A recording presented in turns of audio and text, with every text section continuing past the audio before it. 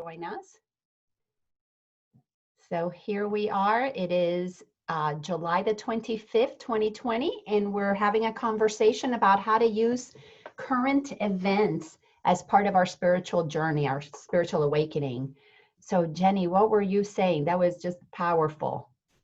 I was just saying thank you, first of all, for even creating this group, the Curious Masters, and the Facebook page so that we can share, but also this meeting today because there is so much happening and it is so ego fear based that it's a constant challenge as it's coming so fast and from so many different directions, from the violence to the virus to government corruption and exposure. And there's just so many directions, not to mention our own day-to-day personal lives.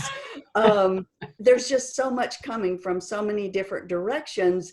It's a constant challenge to be in presence and to keep our perspective. So this venue is really important. It's almost like a constant group therapy support group kind of thing. You know, that kind of helps keep things in perspective. And if I start to get scared, I can read somebody's comment and it helps me to come back to the perspective of truth and put all that stuff in its place and know that I am not the body and this physical dimension is not my real reality. Yeah. And I cannot be harmed and that kind of stuff. So it's really good, and thank you for doing it. Oh, that was so beautiful. I love the way you stated that. And for those of you who just joined us, what Jenny was saying is that she is grateful that we have a space in Curious Masters to come together and not only share pretty far out stuff, but also the scary stuff, and have a place that is safe to unpack that and safe to just, with our curiosity, hear what other people think. And even if you don't comment and you don't participate in whether it be sharing or commenting, but you're in there, you're participating by bringing your curiosity and your compassion, your kindness, your gentleness. And a few people have left, but they needed to leave because they just were not ready for the level of information. And also, anybody who cannot stay in the group, they're not ready for the level of transformation that is possible when we practice acceptance. And acceptance is one of the greatest, most transformative practices that there is. And because that encompasses so much knowledge of truth when you can go into acceptance. But anyway, so welcome everybody. So today is July 25th, 2020. We're in the middle of to me, the most exciting transformational year of, I was going to say my life, but for humanity. Humanity is drawing a line in the sand. 2020 is that line. Anything that you believed before 2020 that was part of the third dimension way of thinking, very egoic, external authority controlled you, fear was what motivated you, what dominated you, what informed you. That old way of perceiving the world, purely egoic based, meant that you believed you were a body, that you were separate from everything that there is, and your body was the most important thing, that you were in survival mode in all the time, preserving the body. Again, that's why it was fear-based. That is the what I'm going to call the elementary way of being in the world. We're shifting the line in the sand, and this is actually a decade, the entire decade of the 2020s, 2020, 21, 22, all the way through 2029, is a bridge for those who are ready to shift into a higher dimension of consciousness. That means You are going to live your life trusting that you are the energy that powers this body, that you chose to come into this reality. You decided to have an experience of being separate from the source to bring love and light to the planet. You are trusting that you have a power inside of you that will inform you. You're no longer looking to an external authority because you have accepted the inner authority of God in you. So all of your decisions are made by listening to that voice, whatever you want to call it. Call it intuition, call it Holy Spirit, call it your guide, call it consciousness, call it, ideas. It doesn't matter what you call it. There is an inner knowing that we are becoming more present to, because we're no longer as present to the noise of the ego mind. We're becoming present to a presence that is inside. And when you align with that presence in the state of peace, you can observe what is, and what is simply informs you of what you want to change inside. It is no longer about what you want to shift on the outside. You want to shift what is going on inside, because to be in the fifth dimension and be free of your ego, you cannot make exceptions with your thought system. Your beliefs have got to be very clear and singular. You have one source, and it is God. That one God has one essence, and it is love. There is only one way of being, and it is by choice, expressing yourself in human form. There is only one decision that you have to make. Are you extending love or suppressing it? That is it. Things become super, super simple. In that simplicity, you use the outside to observe it and recognize, what are you bringing to the planet? If I am the bringer of love and light to the planet, why am I seeing something that is not loving or not light? It's because it's coming from in me. So is there something in the government that you are not liking? Is there something in the medical world that you're not liking, in your relationships that you're not liking? Then you know that the source of it is you. All changes are inside.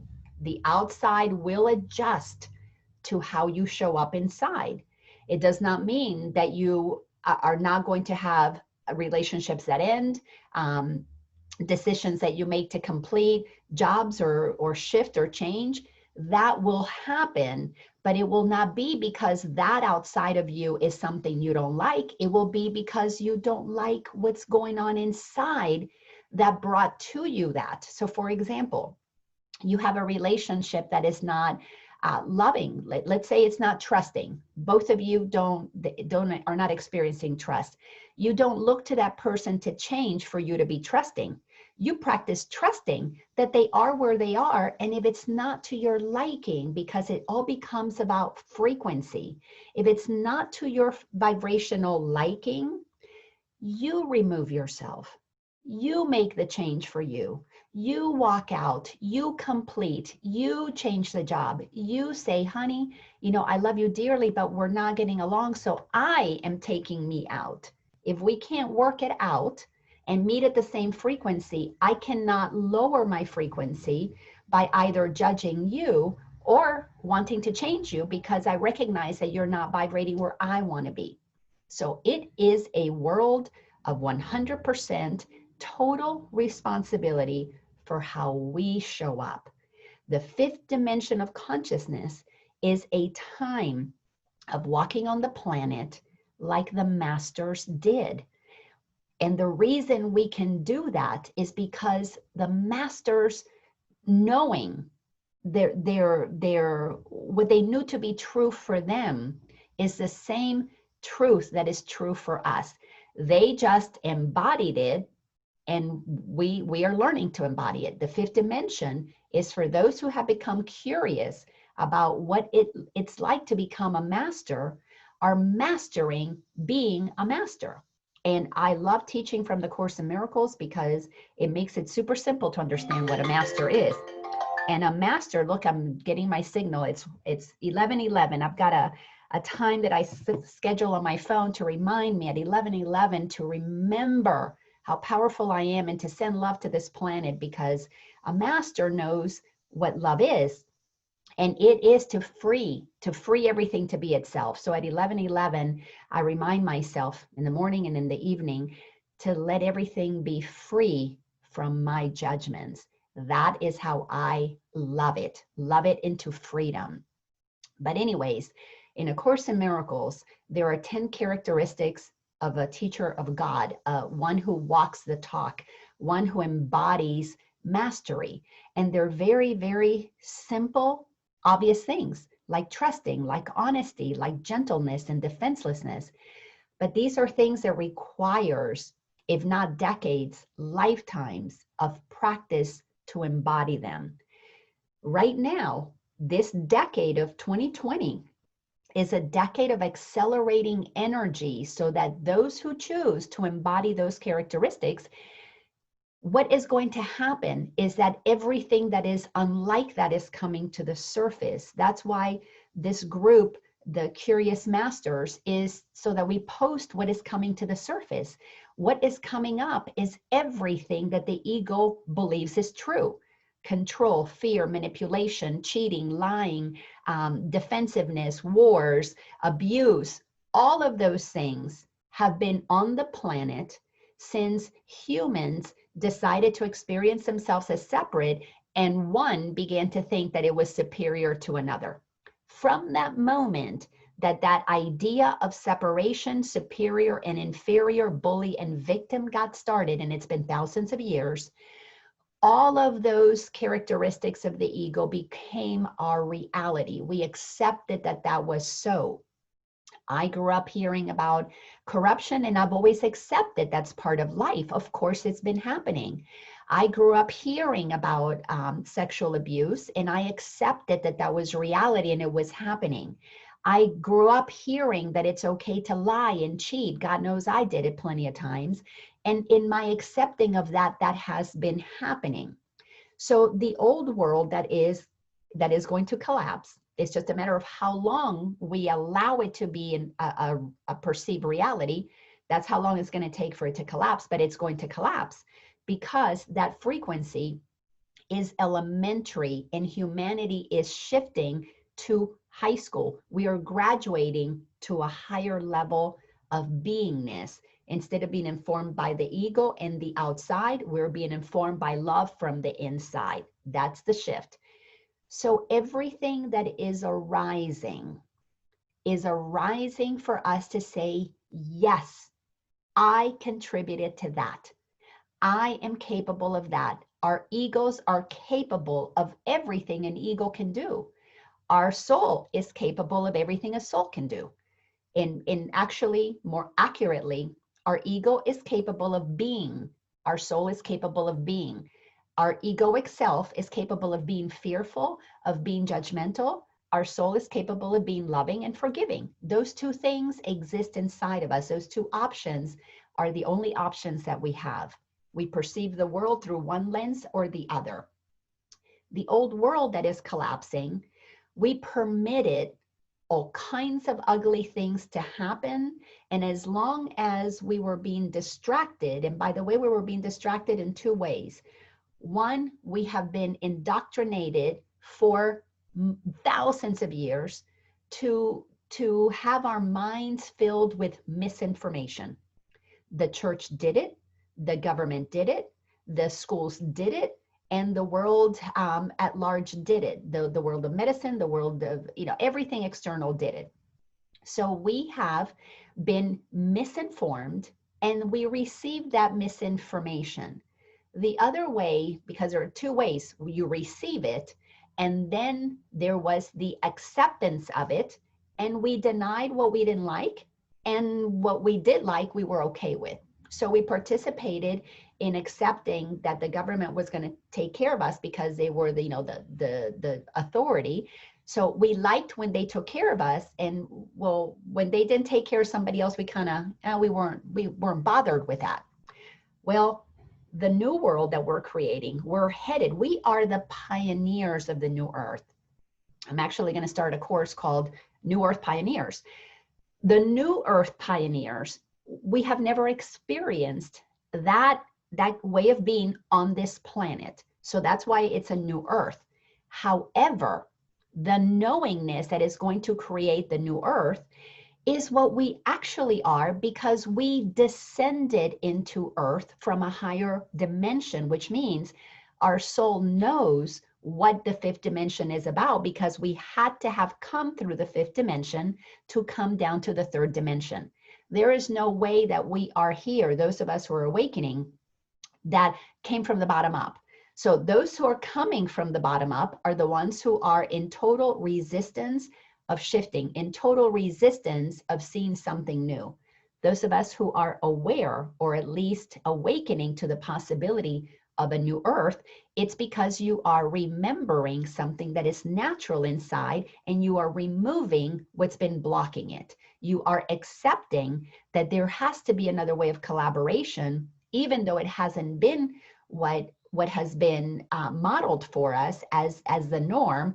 Innately, you know it, you feel it, so you descended from a higher dimension. And we all descended from different dimensions, and it doesn't matter which dimension. What matters is that we came down with an internal knowingness that not only is love all there is, but we came down with an internal knowingness that we are powerful creators, expressions of the divine source of all that is, here to express something unique that supports the greater good for all.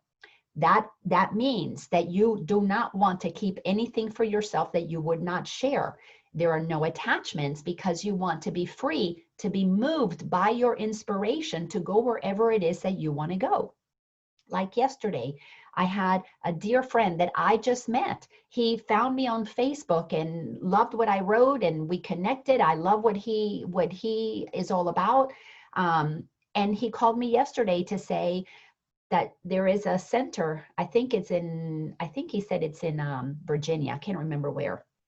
That is totally redoing how they're doing things. They want to do new spirituality, and they've asked him to put together a team of teachers that are teaching for the new earth, that are teaching how to embody what truth is. And he called me, said, do you want to be a part of this? And I don't think he finished the question. And I said, absolutely. He said, well, will you consider moving up there? And I'm like, yes, I am not tethered to anything. And those of you who know me well know that moving is my middle name.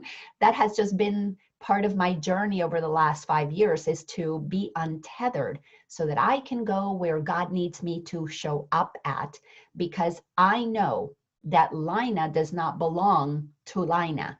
Laina belongs to God, source, spirit, whatever you want to call it. I have given of my personal identity, I have given that up, because I love being informed by something not only that is greater and grander than my little program mind can imagine, but it is what knows everything. And because it loves everything, it never sends me into harm's way, ever, ever, ever.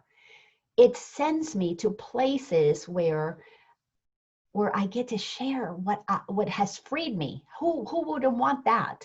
To vibe with people, communities, to congregate in spaces where the conversation is about how can I be in service.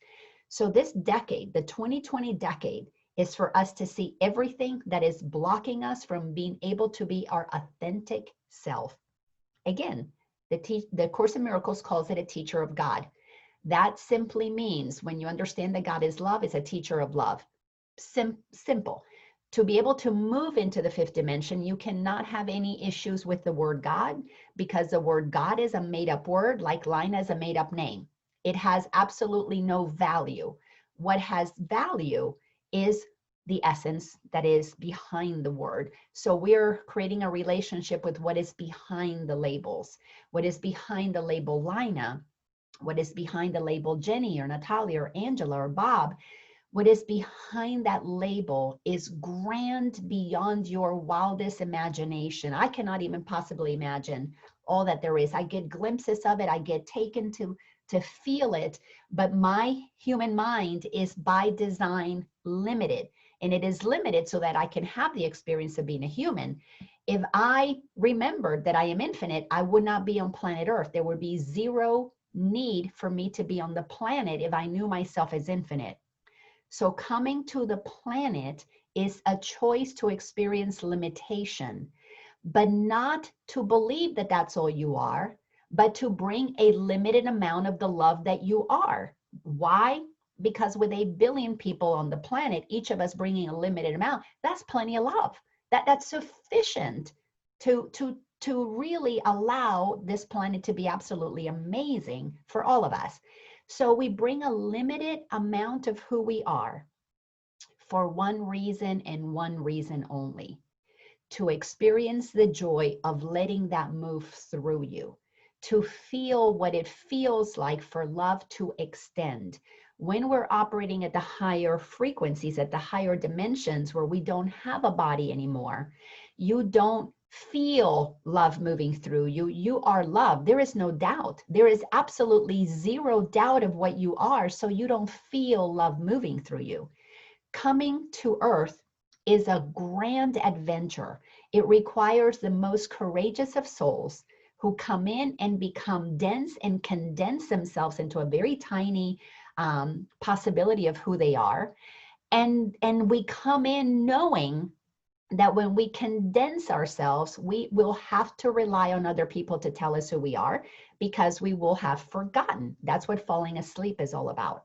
So as we condense ourselves into a small idea, then we operate as that, and it's very uncomfortable for something that is infinite. The discomfort that we feel is the invitation, because it activates irritations. If you cannot be your true self, it feels uncomfortable. You want to expand. You want to break down that barrier, that wall. So 2020, this whole decade, is an opportunity for you to see where you're bumping up against a limitation. Where do you have a judgment? By the way, the quickest way to know your limitations are, first, you're going to have an irritation. Something is going to bother you. You bumped up against a limit. Then the next thing you need to understand is it's going to have a judgment, and that judgment is going to come with a blame. Who out there is responsible for making me feel that way? That's the first thing the ego does. It gets projected out onto somebody else.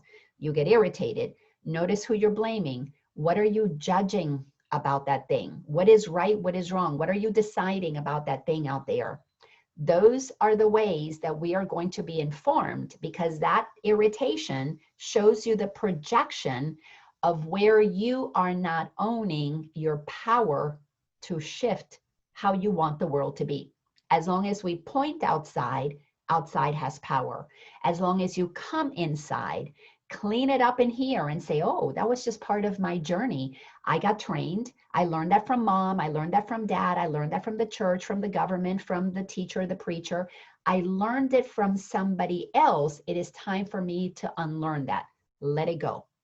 The letting go is where the second challenge comes in. So the first challenge is to see, who are you blaming? The second challenge is to recognize, why are you not using your power?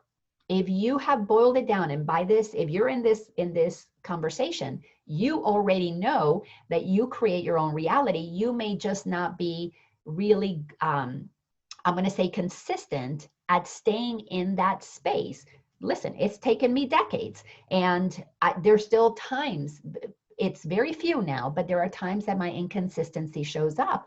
I can just hold it because I accept that I have inconsistencies. I don't blame anybody. I always check in, it's me. So I can work through it pretty quickly. I shift and I lift out of the lower frequency into the higher vibration relatively quickly. So I don't sit in anything hardly ever more than a minute or two, if that long, because I can feel the movement of a judgment. My mind is so quiet. I feel the energy of upset, of fear. I feel it moving. I immediately can find the thought that goes with it. All I do, I don't argue with my ego. I don't argue with the thought. I'm like, oh, I accept it. I'm aware of it. I accept it and I shift it. What do I want to think instead?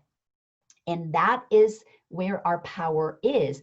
When you decide to consistently shift your thinking, shift your belief, you experience the release, automatic. The belief in fear causes a contraction. The belief in love causes an expansion. The miracle is, whew, you release, you let that go. You blow it out of you. That thought, okay, it's gone. You let it swim past you. You don't argue with it, because to argue with it is to give it power over you. Now you're blaming the thought for making me feel bad. Again, we don't want to blame. We want to go, oh my God, I'm so powerful that I have all kinds of thoughts coming in through my mind. How amazing it is to be a human and think of all these crazy things that are not true and make them true. Because souls who come to this planet, who descend into this experience, we are very adventurous, and the core of our being is very playful. We came here to play with energies.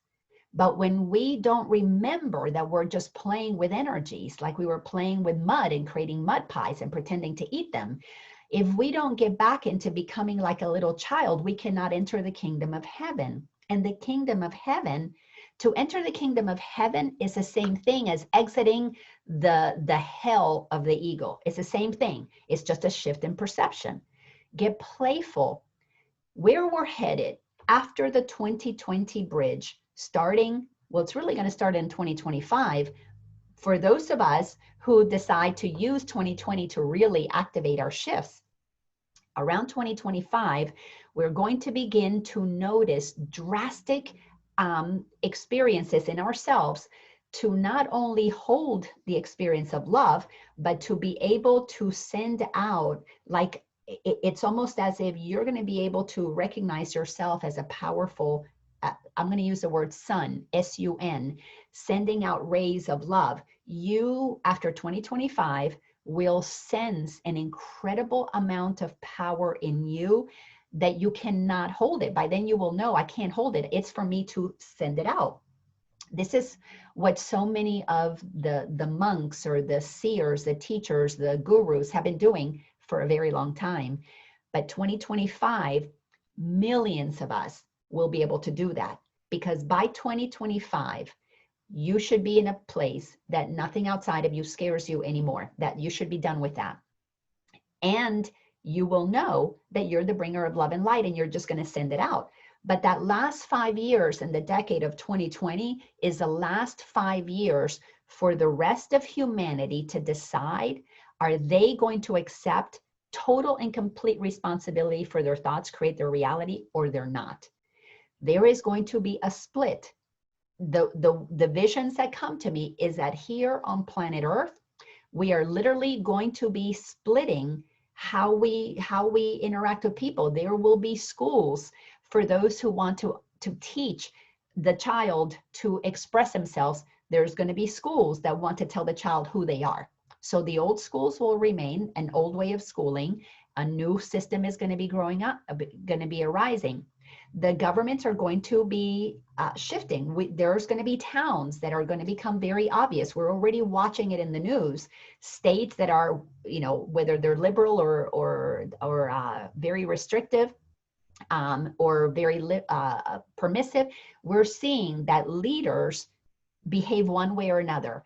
And it's very simple. One is a freedom. Do we allow people to freely be responsible, or do we believe that we know what people need and we are going to treat them like sheep and cattle and we're going to tell them what to do? So come 2030, it's going to be very obvious. The cities are going to split, the states are going to split. You're going to see communities that are going to be forming, attracting people who live in a realm of trust. Those communities where you feel totally free, where you trust your neighbors, where you help your neighbors, there is no competition, there's only collaboration. The grocery stores that sell, supply the things that are wanted at that level of being organic, all of that is going to happen. The businesses that operate at that frequency, things are not going to just be for profits. It will not be money driven only. It will be all about enjoyment and satisfaction, because we are one. We will not tolerate anybody to be without. We will not do that. That will not be acceptable in a frequency that recognizes the unity of the consciousness that is the energy of all of us expressing ourselves. Those who tolerate that will have what I'm going to call, for lack of a better word, a burnout period. They have to burn off that energy. They have to bump up against each other and do all of their fear-based things, because until you see it, you cannot heal it. And you cannot heal it without the free will to say, I don't want that anymore. Those of us who are shifting are making a decision that we don't want to operate from ego anymore. We don't want to operate from fear, shame, blame, guilt, that game of projecting the pain out there. We're done with that.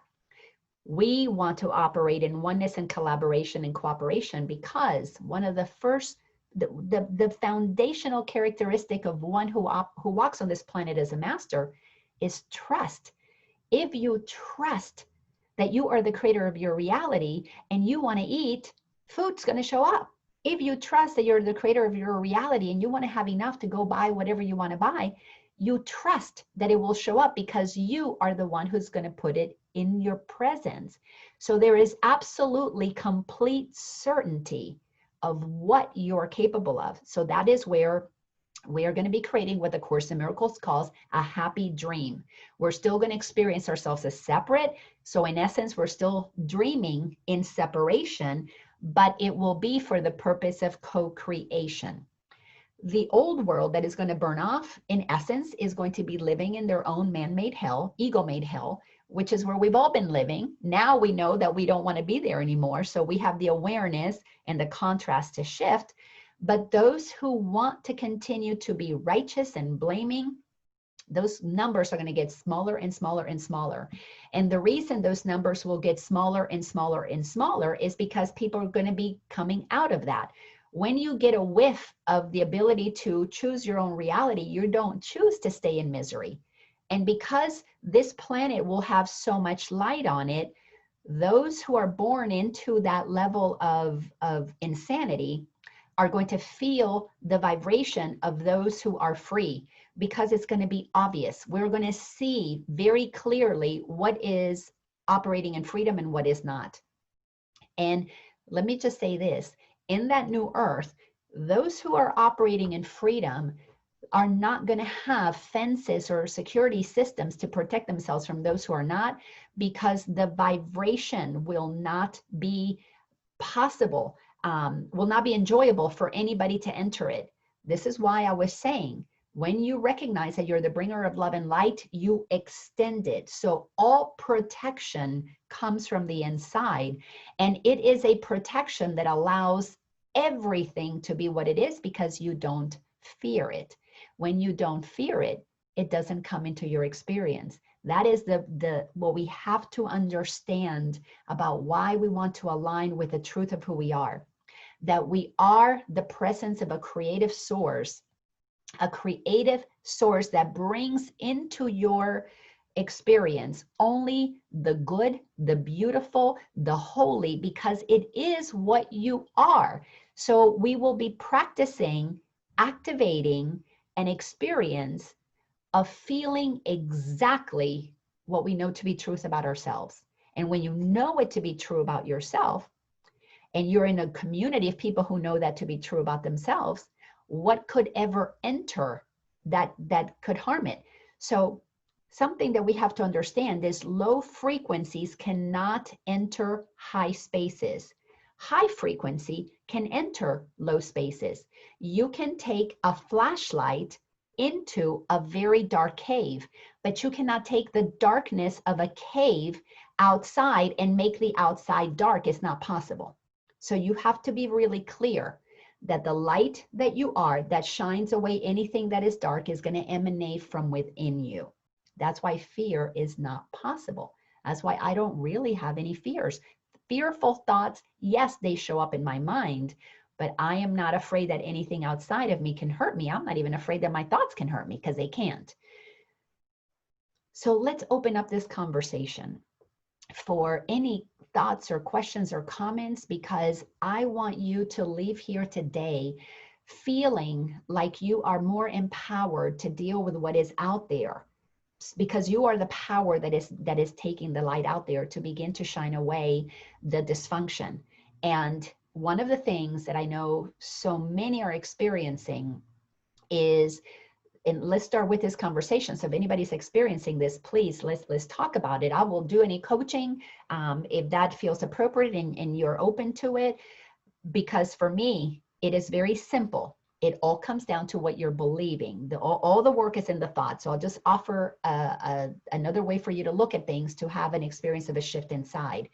But one of the main things that I am noticing is affecting a lot of people who are on this bridge and are moving towards total and complete activation of the new earth, is that we're losing family and friends. And for me, when somebody doesn't want to talk to me or they leave, I'm like, okay, to me, it's a vibrational thing. It is not personal. They cannot sustain the frequency that I'm putting out. It is perfectly okay, because as souls, we're still connected. I don't ever experience loss in physical form, because that's not my reality anymore. So in soul consciousness, I know that we'll never, ever, ever not be one. So I don't take it personally. But if there's anybody here who you're struggling with the loss of anybody or friendships or whatever that might be, go ahead and speak up. So you have to unmute yourself. And for those who joined us a little later, I have been recording this since the beginning, and I'll put it inside of our Facebook group in Curious Masters, make it available to anybody to either watch from the beginning or watch the whole thing if they were not here. But is anybody struggling with relationships getting contentious? Laina. Yes, Natalia. And then we'll go to, let's see, yeah, go ahead, Natalia. Yeah. My husband told me yesterday, he said, I don't like you anymore, because Linda came for dinner and she asked what's new with Laina. And I was telling you about all the Curious Masters information. And Adam left the table very upset. I was like, what's up, honey? He's like, you used to be all light and love and airy-fairy, and now you're all negative, and I don't like it. You've never been so negative. I was like, oh. I said, I thought that's what you like. That's what you discussing on Facebook all the time. He's like, no, I have enough of that stuff on Facebook. I'm not discussing it anymore. Well, that's no, that he's giving you a wonderful gift. He is letting you know that he is okay with that energy as what he operates in, and that's his normal life. But you were the light that gave him permission to rest. So he is also letting you know that if you're operating inside of that negativity, then you're not using what you're observing as an opportunity for you to bring love and light to it. So pay attention with what you're sharing. Are you sharing that you heard about whatever it might be, corruption or pedophilia or abuse, whatever it might be? Are you then shifting it and going, I am aware that I contributed to that in humanity? Are you speaking the truth? I am now recognizing that through my spiritual journey, I had to come inside and get away from all the negativity so that I could ground myself. But now I am grounded enough that I can see it, and the reason I look at it. And this is what's key about anybody who is looking at any of this stuff right now. You got to do two things and two things only. Observe it to acknowledge your part in it, heal any irritation, or two, see it from a position of neutrality and send love. See what you want to see. So again, you're either doing a deeper healing work, or you've already done that and it has become just neutral information that is giving you the contrast for you to have clarity about what you want instead. Anybody here who listens to Abraham Hicks, that is the teachings of Abraham. Everything is offering contrast. So when you can say, yes, I'm seeing what I don't like, now I'm really clear about what I do like. This particular thing has helped me see that I want clean government. I want government that has total transparency. I want everybody that meets for there to be a camera. I want all of their dealings to be transparent. I want all of the laws to be visible. So you will bring the love and light that he's still looking for, but you're going to be bringing it now from what you are seeing the world moving to. Because one of the things that so many of us spiritual people did is we went all up airy fairy, you know, rainbows and what do you call those things? Unicorns and crystals and chanting. And up there in that frequency, we connected with the source of all that is, but we cannot stay there. We need to bring it into the world and not be of it. So we bring it into the world by facing what is. Many spiritual people that are all up in their kumbaya place are actually vibrationally not there. They think they are, but they're actually in their mind, they have denied, and they're practicing spiritual bypass because they don't want to see the dark stuff, because they're not ready yet to admit that they created it. It is a very, very, I'm going to say, very mature place in our journey when you can acknowledge that you created the reality that you don't like. Not everybody is ready to say, yes, that is what egos do. Because to say that is what egos do can only come from having seen your ego, looking at projections, looking at judgments. And if you're judging, oh, I can't go that low, is because you haven't done the judgment work. You really still believe that something external can affect you. So we are in a place that we have to be clear. We are the light that got dimmed or not. So when you talk to your sweet husband, remind him that yes, the light is still in you. You are just now acknowledging how you contributed to the darkness, because you got to take responsibility for cleaning it up. That's what we are doing on the planet. And we clean it up by in a couple of ways. One, by seeing it, by using your imagination, activating your desire to see it shift. When you use your imagination, you will be creating the new earth, because everything is imagined. There's nothing here that's not imagination first. Our thoughts create our reality. So one, imagine the new earth that you want. Two, you will be inspired, whether it's financially to contribute. There are some things I get inspired to send money all the time, or I volunteer my time. So you will be inspired to help in a very minimal way. It helps them a lot, but it's minimal in terms of what you're doing. Or you're going to be inspired to be the Martin Luther King Jr. You're going to be inspired to run for office. You're going to be inspired to start a movement. And that will come to you at the level of service that you had already agreed to come and do on the planet. So do not in any way, shape, or form think that you're not doing something. If you're just imagining, that is powerful, because this new earth that we're going to was imagined by us before the shit began to hit the fan.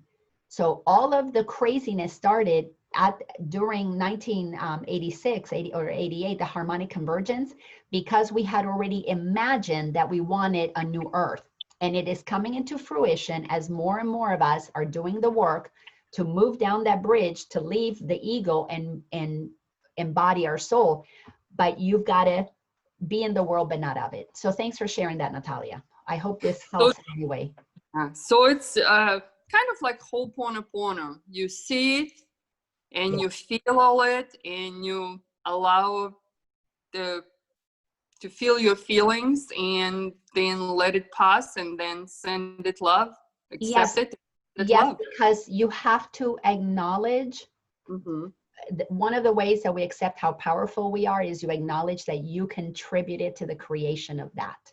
Mm-hmm. So when you can sit with pedophilia, when you can sit with murders, and you can say, I am part of the consciousness that created that, because I knew that I would not be lost in believing that I am just that. But now that I know that I have the choice to live in the higher level of consciousness of love and compassion and collaboration, that now feels better to me. But you cannot feel that goodness if you are rejecting anything that is considered bad. If you judge it, then you haven't fully owned your power. That still has power over you. So the Ho'oponopono practice, it is a practice of awareness. You know, I am sorry, I contributed. The I'm sorry is crucial. I contributed. See, we're moving towards a world of honesty. We're trusting that we are powerful. Characteristic number 2 is honesty. And in the Course in Miracles, a teacher of God, a teacher of love, somebody who operates as a master, second characteristic is honesty. Honesty means there is nothing outside of you that is not a projection. So if there's ugliness that you judge, then you put it there. It cannot not be there without you having placed it there. And it's not that Natalia chose to have that there, is that consciousness. And we have to go to the place of the source of all that is gets to experience itself as contracted or expanded. Energy doesn't dissolve, it just changes forms. And in its contraction, it recognized that that doesn't feel good, so it expands. So we have to recognize that we're the ones who came to experience what doesn't feel good, because this is the only place, this is the only dimension where you can feel. In other dimensions, you are. You don't feel what you are. How many of you feel your soul? You don't feel your soul is, but you feel your body, you feel anger, you feel, joy. So this is the planet of feeling. Now we're going to feel with consciousness. I'm sorry. I love you. Please forgive me. I'm feeling the love coming out of me. I don't want you hurting anymore, because if you're hurting, it's hurting my consciousness. That is why when we become honest, we recognize that whatever we do, we're doing it for everybody. So if you're judging, it's feeding the collective judgment. If you are forgiving, it's feeding the collective forgiveness. And every time you put forgiveness in the jar over here, it's because you took blame out of the jar over here. So we're moving, blaming goes down, forgiveness goes up. Anger goes down, compassion goes up. Fear goes down, love goes up. So we are shifting and lifting the frequency of the whole planet. So we have to see it to not judge it. Let your sweet Adam know that that's what you're doing, is you're recognizing your contribution to it, but now you're clear about what you prefer instead. Yeah, because I notice, and people even saying all that darkness coming up, it's turning into like, oh my God, look what else crap they doing. Oh, look what other crap they're going to do to us. Oh, look what those horrible people doing also. So it's like negativity after negativity, expose. Yeah, so then you feel like, I can't take it anymore, because it's like, and I'm like, interesting, what are we creating? Because so many people looking and feeling hate and disgust, the pedophiles, the chips, and yes, because we were in denial that we created that. We were in denial that we had been programmed for that. So the denial is being brought into our conscious awareness for acceptance. We have to see that we're that powerful. How do you claim your power? Well, through a fair amount of spiritual work of realizing that you're a soul who came here to play human. The majority of people don't even know that that's a possibility. So we have to be the example of the one who says, you know what? My journey has had me realize that I came into this planet, I got programmed, I got conditioned to believe that somebody else was going to take care of me. And now I'm realizing the consequences of giving up my power. I'm taking my power back, but I am not going to blame them. I'm going to focus on what I can do inside. So thank you for that. That was a wonderful conversation. And I think, Rose, you were wanting to also speak. Thanks, Natalia. Thank you. Of course. And Rose, I think you wanted to say something. And if it wasn't you, anybody? I'll join the conversation. Yeah, thank you so much, everybody, for being here. I just wanted to say that it was so interesting that you set this up, because I've been feeling inspired to create something, and I've spent a fair amount of time, looking at the darkness and the evil, and touching it, and observing it, not absorbing it. And I felt inspired to, and maybe I can ask this group for help. I feel like I'm like a blueprinter of the new, Mhm. and I feel also like once I've seen, or I guess now that I have seen that this is for lack of a better word, that there is evil, right? And I acknowledge that's not, I'm not blaming, but I totally, get that. I'm feeling like I don't need to keep seeing it. I can touch into it, and I also feel like I've been feeling very creative and curious, because just as an example, the school system, and the schools are being shut. I see so many different ways of that being implemented, and I feel like I want to be part of I'm thinking of creating like ongoing Zoom calls where we can talk about blueprinting the new. You know what I mean? Like, let's talk about how, a school might work with, instead of having more buildings, we'll go out in nature and we'll learn from nature. We'll learn what trees look like from nature, not from books. Yeah. Or, health is going to be, the health system. And I'm going back to one of the things you, Laina, had so well laid out in one of the previous things that you had, where you have those sort of this box that we've been put in, the government, the education system, The healthcare system and religion. and, and then like sort of the business aspect of that, is anybody surprised that there's no cure for cancer? Like, that's nobody's goal anywhere. Their goal of all corporations is profit.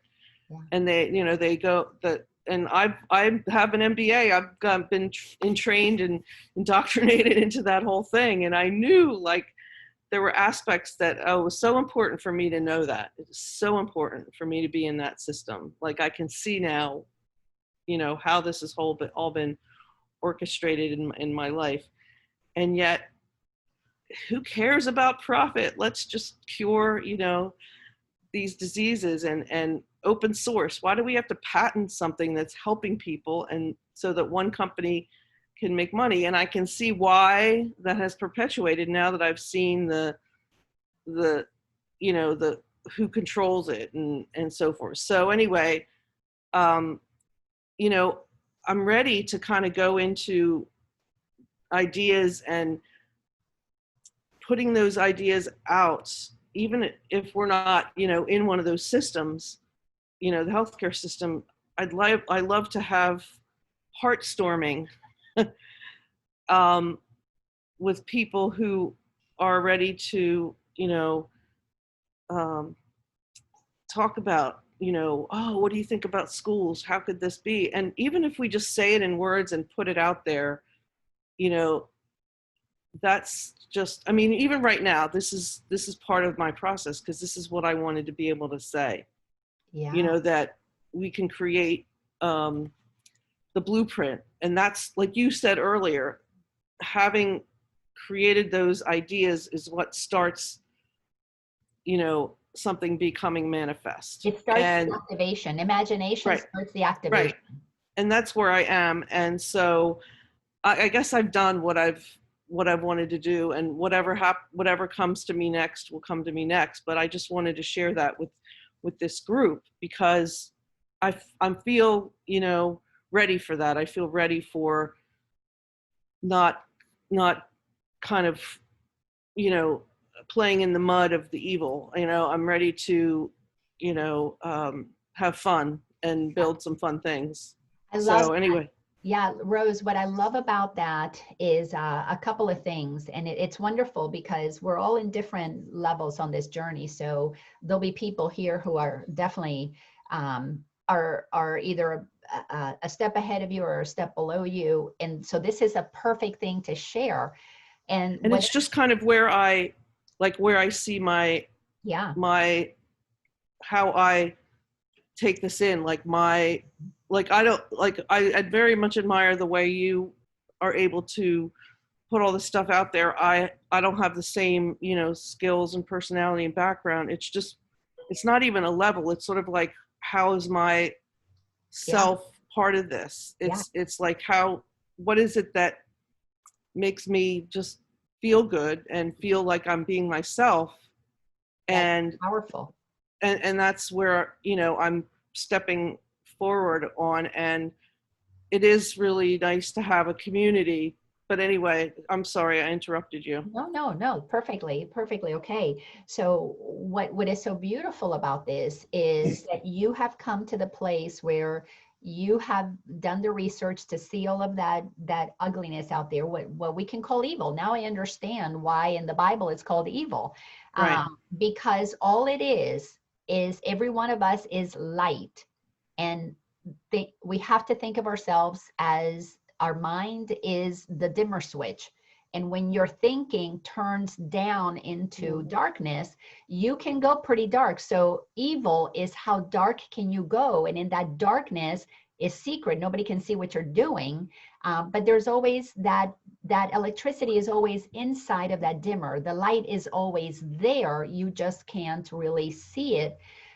But now in turning the dimmer up and seeing more clearly, what you have done is you have faced that darkness, and now what I sense from what you're saying is you're neutral about it. And when we go to neutral, the judgments stop. It's no longer good or bad. When it's good or bad, our ego is involved. When it is neutral, our soul gets activated more. Our soul gets involved to bring inspiration.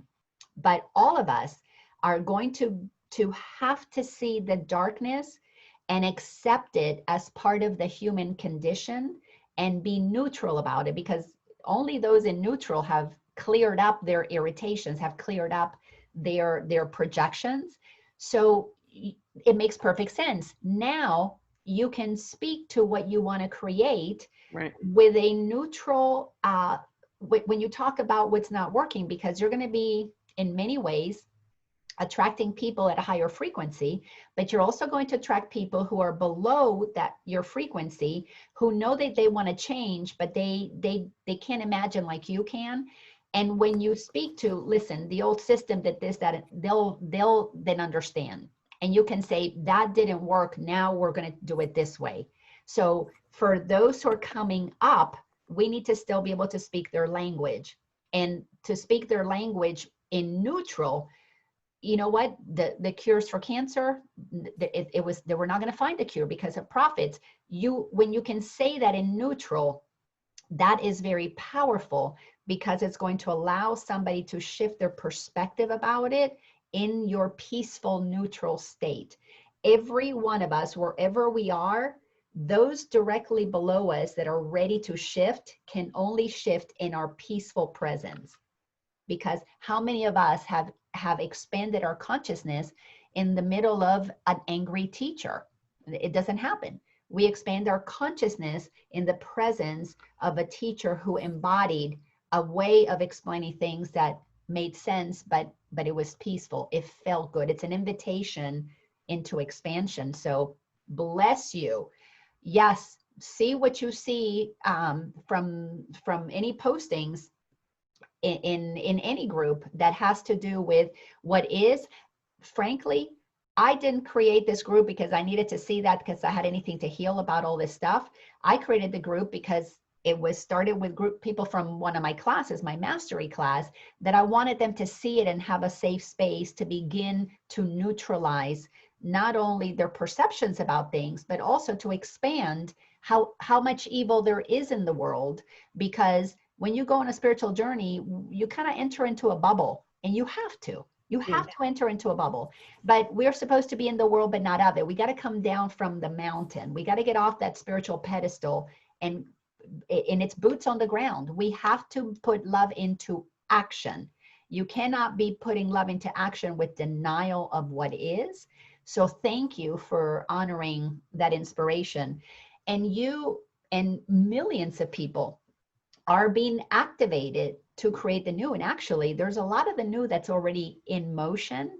And one of the things that I would like to invite everybody who's in the Curious Masters, bring in videos of new ideas. I'm going to be posting more because I have a whole bunch of places that I go to see the new ways of doing things. I've posted a few, and some of you have posted some of those new things.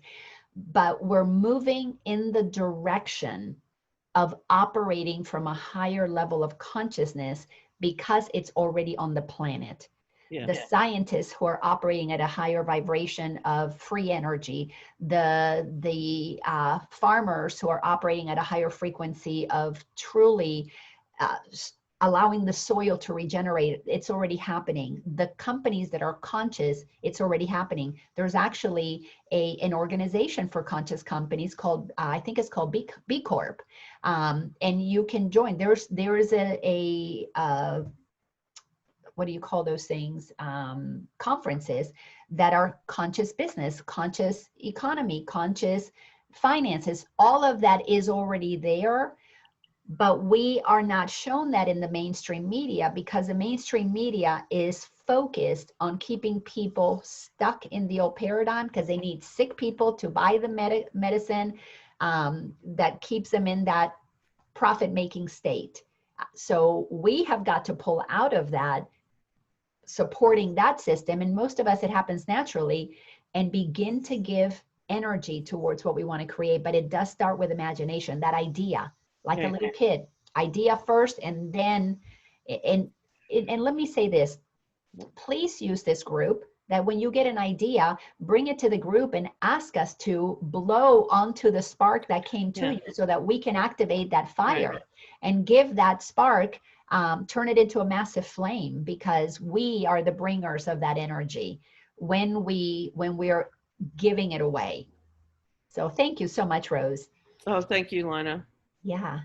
Anybody else have anything specifically that you're seeing that you want to talk about and you would like to see how to shift your perception about it? Thank you all so much for being here. Hi, Laina. Hello, Bob. I don't know how many have heard of Diane Canfield. No. You don't? Well, I sent you her. I get an email from her, and I really find her articles very interesting. And the one I just read, she was talking about, since 2012, how this division between light and dark is really ramped up. And she was saying that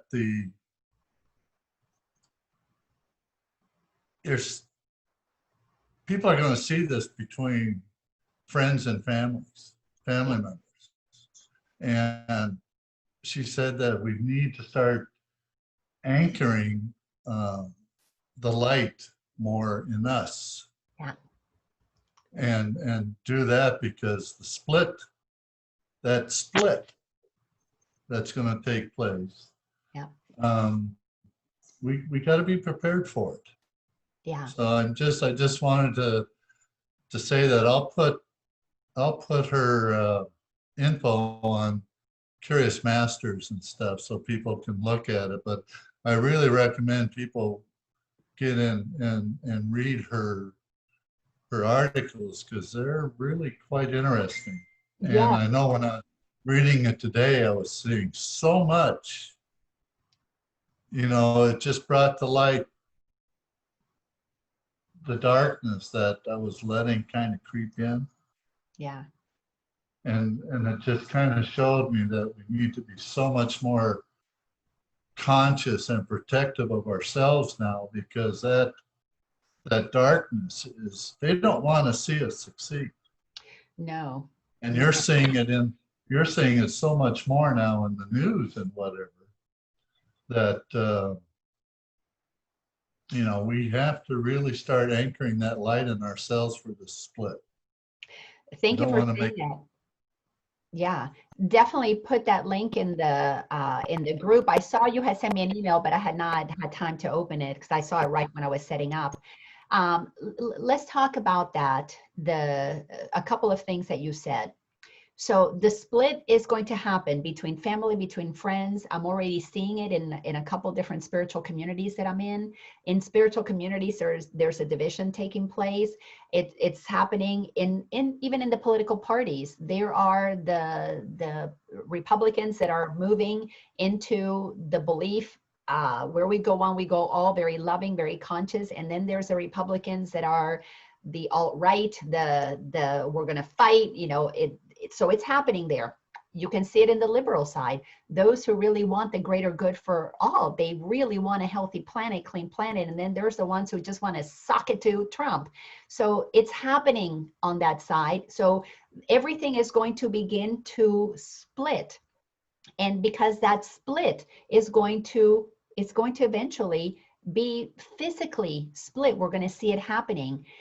What that means, this is why you have to have done your work. It is not personal, it is vibrational. We are splitting to join our soul families. We're splitting to join our soul groups. When we come to the planet, we come from many different soul groups. Those from, in fifth dimension, there's different soul groups. In sixth dimension, there's different soul groups. So this planet is filled with people in different soul groups that are waking up all over the place. So they're waking up in families. Some are waking up, some are not. In communities, in churches, in religions, some are waking up, some are not. So we have got to get clear that that split is happening. But here's also what you need to understand. And Bob, you touched on this, so thank you. The darkness has been operating. So let's think about proportionately. This planet has been operating with about 99% darkness. And by darkness, I mean that we operated with our ego mind. And in operating from our ego mind, we were operating in dependency on an external source to be what was in charge of us. So we needed an external authority. Anytime you have an external authority, you have created an idol. External authorities as father, mother, teacher, preacher, government. But the biggest external authority that we have all been indoctrinated to bow down to is money. So what we are seeing now is that 99% is slowly, 99% in the darkness is slowly shifting. Humanity is now bringing up so much light that at least, maybe it's a little bit more than this, 10, if not 15% of the planet, that's a lot of people, are desiring to do things that are for the greater good of all. That's a lot of light. When you go into a dark room with a little candle, is not a whole lot of light, but when you take a big flashlight, that's a lot of light. So all of this light is exposing what we didn't see before because we were distracted. When we were chasing money, we couldn't see that we were being kept sick. We couldn't see that the foods were poisoning us, that the water was poisoning us. We couldn't see that because you were so exhausted all day long chasing money. At night, all you wanted to do was numb yourself with a drink and a TV show. So you couldn't see that you were being controlled. Now you see that. Well, what happens to everybody that sees that they're controlled? They're unplugging from the controls. I haven't watched TV really in about at least 10 years. So I'm not a consumer. I am now a conscious creator. So when you unplug from consuming into creating, into collaborating, they feel the loss of the money. They're not getting my money. They used to get a lot of it. My children have shifted. Also, they don't want to be consumers. They don't want to be in debt anymore.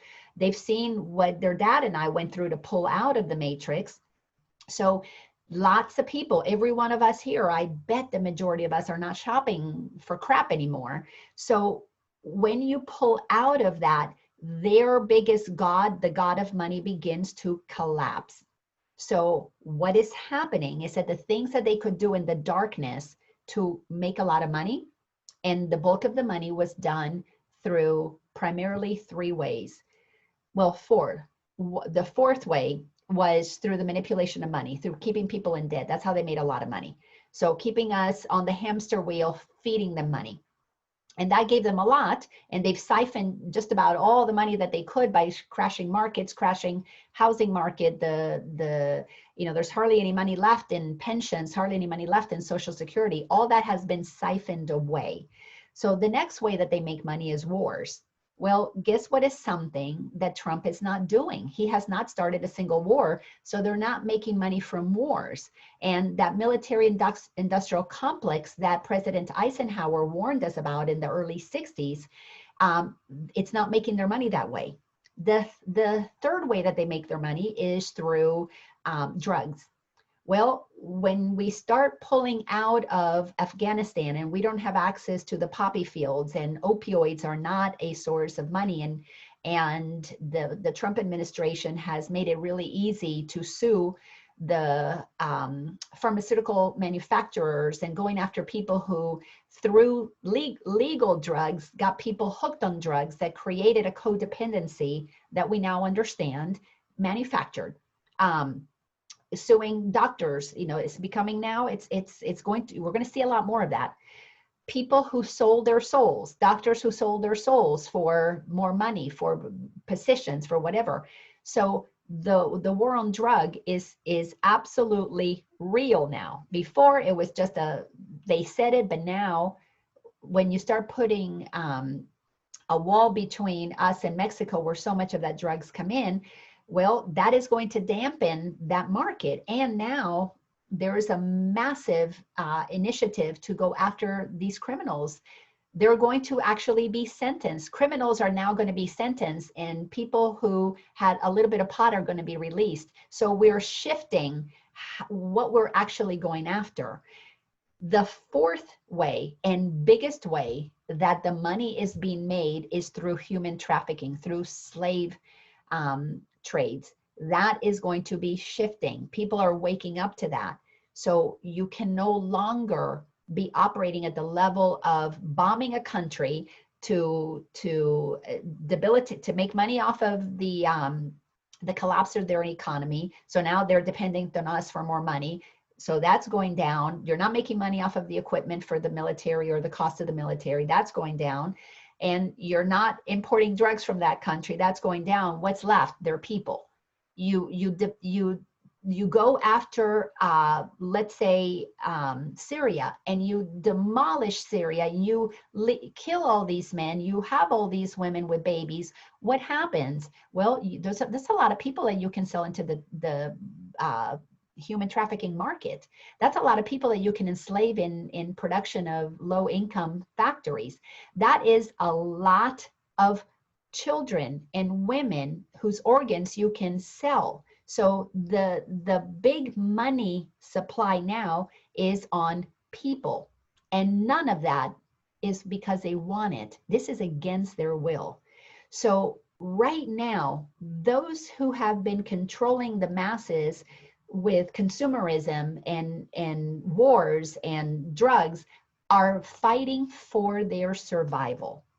They are going to be attacking this president that is exposing them all the time and is speaking to the fake media that is part of the control, that is speaking to, exposing the whole COVID thing that has been a manufactured form of fearing. I'm not saying that there is not a virus out there, but I am saying that it is a manufactured form of instilling fear. Well, when you don't know who you are, you think that your health comes from the outside. My well-being comes from God. And now, do I believe that there are godlike people out there who can assist me? Absolutely. I ended up with a little head cold a couple days ago, and I went to see a holistic practitioner who, through muscle testing, gave me some natural things. 2 days. 3 days. This started on Tuesday, I believe it was. And today, I saw her on Wednesday. So a couple of days, Wednesday, Thursday, Friday, and Saturday, I am already 100% better. Well, I will go to something that is natural for my well-being because I can feel the resonance. I have to get medicine that is high frequency. I cannot go to a vaccine that's full of crap. That's not my frequency. If they mandate vaccines, I will rise that up to a level that I will accept it. I will take whatever is mandated and I will bless it. So nothing is going to affect me in a way that makes me fearful. But I definitely went and got some relief because primarily it was the congestion in my head. I do a lot of writing, I do a lot of coaching. I couldn't be sneezing, snotting, and all of that while I was doing my work. I guess I could have if I wanted to, but I chose not to. So right now, the groups that have been making their money in a dark way, and by the way, what is being exposed is the dark ways that money is being made, but it's been happening for thousands of years. This is nothing new. We've been incarnating into this over and over and over again. What is different is that we have been incarnating into a planet where there's more information to help us wake up. So the activation of people that are writing books that have been teaching, where we used to have maybe Buddha might have been one of the few teachers at a time. Jesus might have been one of, a couple dozen teachers at the time. Then we've had other teachers in the time of let's say Gandhi, there might have been a couple hundred teachers at the time because there's a lot of gurus at that time. Then you move into the late 1900s and there are a lot of teachers that were popping up, the New Thought movement, the unities, the science of mind, lots of things. So the number of teachers has been exponentially growing, bringing more light to the planet. The more light you have in the planet, the more you can see what's been in the darkness. And the politics right now are exposing, all that they're doing is exposing where the controls were that permitted that to happen. Under the guise of government taking care of the people, they were really taking care of themselves because ego is always selfish. Ego is always in service to the self alone. And when you've got a couple of people who move into positions of power and they can see that they can control the rest of us, well, they tell us what we need to hear because we're so gullible when we are in fear that we sell our soul. That's what we have to admit about why there's pedophilia, because we were too busy worrying about our own lives to care about anybody else. We were too busy needing to get cheap stuff at the dollar store to worry about the sweatshops in other countries that were using child labor. We were too selfish, and that is part of the game. We just are now saying that it's not fun to be selfish anymore. That's what's shifting. What is fun is to be in service to others because you recognize that you can be your true self. You can be transparent. When you turn on your light, there's no darkness to hide anything. So to hide anything, you would have to dim yourself down. So those who are so dark in their consciousness are actually the ones who are the most scared. So as you pull away from being afraid of what's happening in the world, send love and compassion to those who are really scared by acknowledging, oh my God, I'm so sorry that you're afraid. I contributed to that fear because I used to support your habit. I used to buy your crap. I used to go to your movies and watch things about killing and hurting. I used to be a consumer that supported the money that you were making. Now you're in fear because I pulled away. That's how we take responsibility for what is happening. I used to come to you to give me medicine because I didn't take responsibility for connecting to the source of well-being inside of me. I used to buy your boxed food because I wasn't taking responsibility for the healthy organics that I want to eat. I needed cheap food so I could go buy a more expensive car. Now I don't care about the car, so I'm buying better food. I'm not supporting you. Of course you're angry. And your advertising companies are working extra hard to create more advertising that scare us more into buying more stuff, and there's less of us buying it. There is an entire and absolute complete system that is going to be collapsing. And let me break it down to you.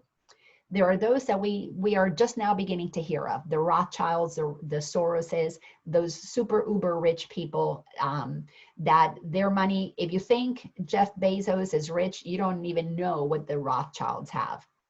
So we're talking quadrillions of dollars. And I'm going to have a gentleman that I'm going to be interviewing. We're going to be talking relatively soon. His name is Randall. He has been one of these patriots who has been working on the new system, financial system that is coming.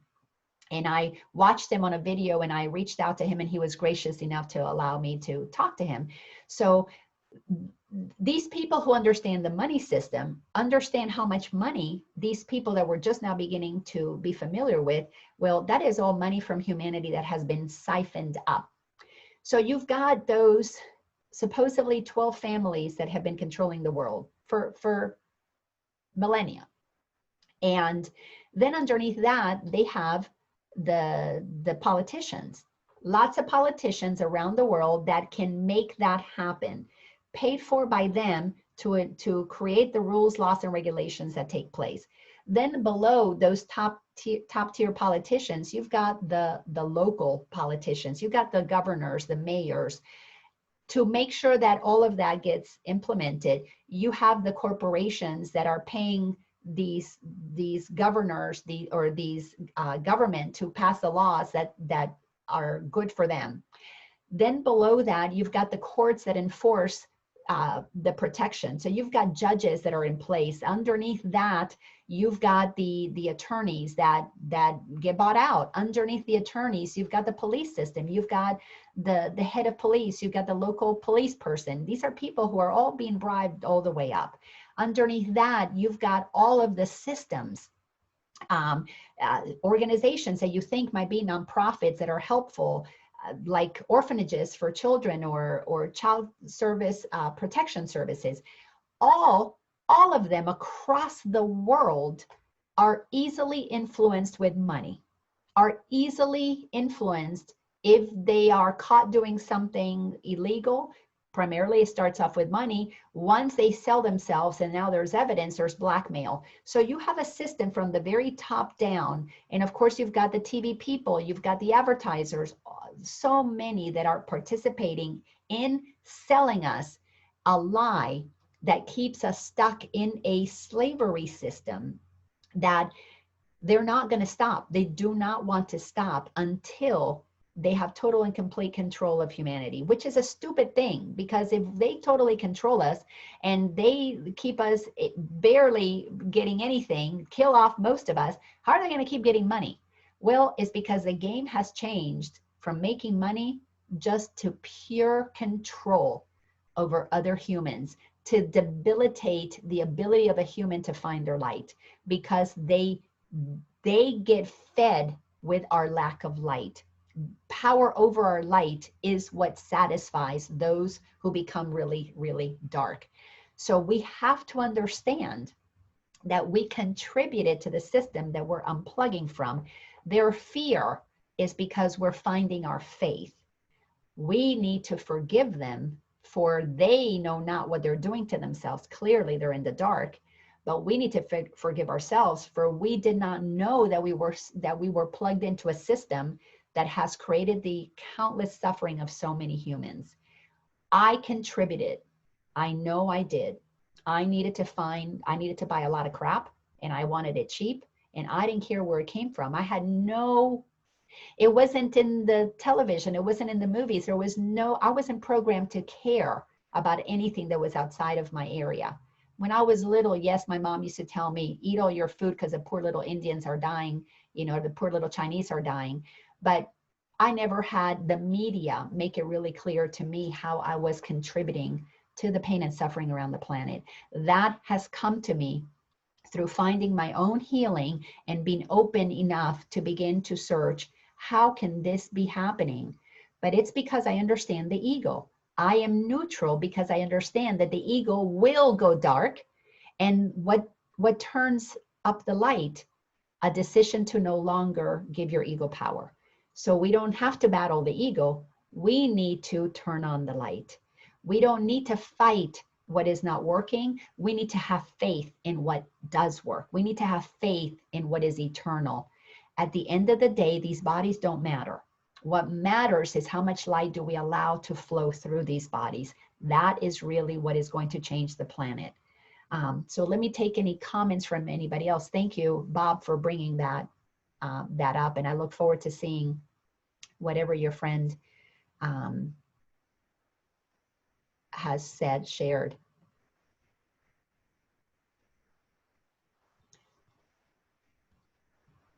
Unmute yourself. Hi, Laina. Hello, Vilma. How are you? I am so happy to be here. Thank you, thank you. This is amazing information, Laina. And anytime I know more ignorant I am. And I am love myself for that, because this is a great open gate, you know, to know more deep and deep. You explained so beautifully to understand. And all we are here in this spiritual path, that we are the light and we need to work a little bit more together to help others. So this is amazing, Laina. There are things that you say, that the other thing that I feel to do. This week I have several opportunities to talk with people that I know and people that I don't know very well.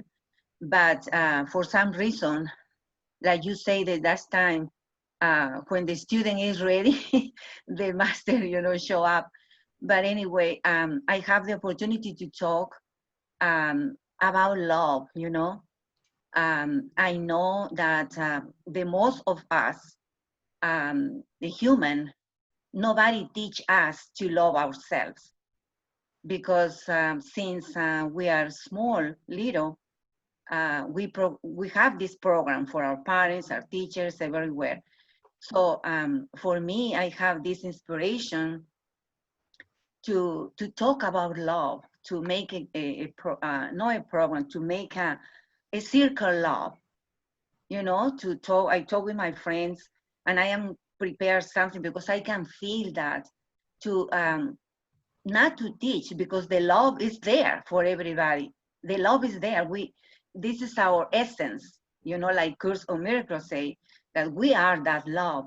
But because there are too many things that the ego, that we create, that we cover, that they are in the deep parts of us, that we can see the love.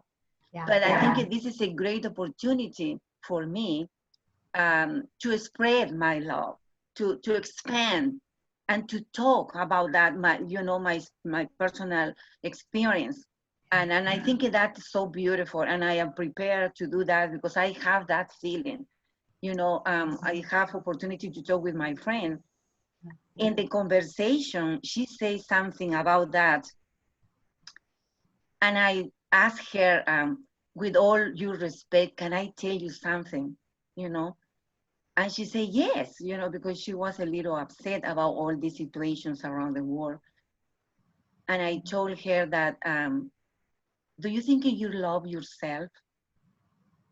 Oh, and she get a little upset, you know. So I think that is the opportunity. So, and then I talked to her for my heart, to tell that it's not that I am going to hurt her, but I wanting to know what is he thinking about her love, about herself, because that is important. Yeah. So I wanted to bring that to you, Laina. Yes, that is so beautiful, Vilma. And I'm not surprised that you are in a position to be a teacher to others, because I have been witnessing you being so committed to your own journey, your own awakening. The only thing that I would offer for that, and for anything, for all of us, is when we're sharing with others, be prepared to say, because I was there too. So do you know, I'm noticing that maybe, you know, you're not loving yourself so much. And the only reason I see it in you is because I know that in me, so that we can let others know, because the teachers of the true teachers today are the teachers who are walking the talk. I've been there. This is how it happened to me. the world is going to be dropping pretty soon. The teachers who try to sell us how to be, and they're not walking it. Again, that's part of the division. The fifth dimension, you walk the talk. The third dimension, you sell your talk. And you can talk whatever you want to talk, but you don't have to walk it. The fifth dimension, your walk and your talk have to be congruent, because it's the head and heart have come together, and we're operating in a wholehearted way. So thank you so much, Vilma. You're such a beautiful gift. I so love and support anything you're doing, because you're helping people expand their light. Thank you. Thank you, Laina. Of And course. with all due respect, I love everybody here, but I have my class around online. Go for it. Work, and I really appreciate that. Thank you, Laina. I love you, everybody. Have a wonderful day today. Yes. Bye, Laina. Oh, thank you, honey. Anybody else? Any thoughts? What's present on your heart about what's happening? Is there something out there that you're reading or watching that is really challenging you? This is a beautiful space to bring it forth. Laina, it's Peggy. Hello, Miss Peggy. Hi, darling. This was great for me because for a couple of reasons. Recently, I was speaking with a very dear friend of mine, and we were talking about how we have always known that we were in this world, but not of this world. But more deeper than that is what that really, really means. Yeah. Is one thing to say the words, is another to live it, like you said. Yeah. And so when darkness, one thing that I got from this is when darkness shows up that you cannot deal with, is because it's of something that you know that you have been a part of or contributed to in some way or some form. Mm-hmm. And as a result, you have to allow your light. And this is what I got from this. Allow your light to shine so that that darkness does not pull you in a direction that you don't need to be in. And the only way it can do that is if you blame something or someone for it. Yeah. And I've gotten that from this, and I know that nothing outside of me can control me, because my soul is what guides me. And as long as I keep my faith and I continue to walk in that direction, I know that nothing outside of me can either hurt or control me.